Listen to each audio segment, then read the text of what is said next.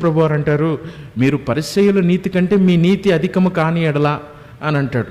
పరిసయ్యుల నీతి ఏంటి అని అంటే వారానికి 2 మార్లు ఉపవాసం ఉండడం.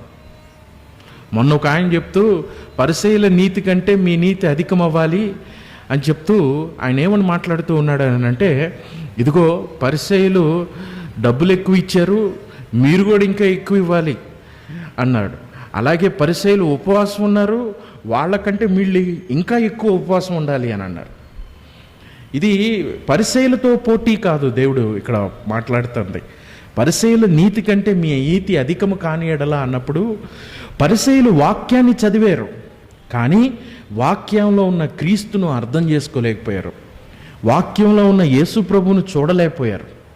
పరిసయ్యుల నీతి కంటే నీ నీతి అధికము కాని ఎడలా అన్నప్పుడు వాళ్ళు లేఖనాలు చదువుతున్నారు, కానీ క్రీస్తును గుర్తించలేకపోయారు.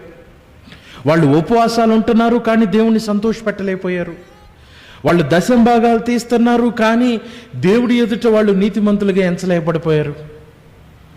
ఎక్కడ సమస్య? Where does the things going on wrong?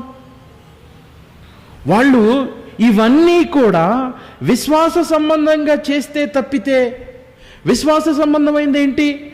విశ్వాస సంబంధం అయిపోయింది ఎప్పుడైతే వస్తుందో, ప్రభువా నా నీతి కాదు ప్రభువా, నీ నీతి, మేము అయోగ్యులం ప్రభువా, నీ యోగ్యతను బట్టి మమ్మల్ని కనికరించు ప్రభువా, నా మంచితనం కాదు, నా పుట్టుక కాదు, నా పతనమైన స్థితిని చూడు ప్రభువా, అది నిర్జీవమైన స్థితిలో నేనున్నాను, నేను గ్రహించలేని స్థితిలో ఉన్నాను ప్రభువా, నా పాపాన్ని, సొంత పాపాన్ని నేను గ్రహించలేని స్థితిలో ఉన్నాను.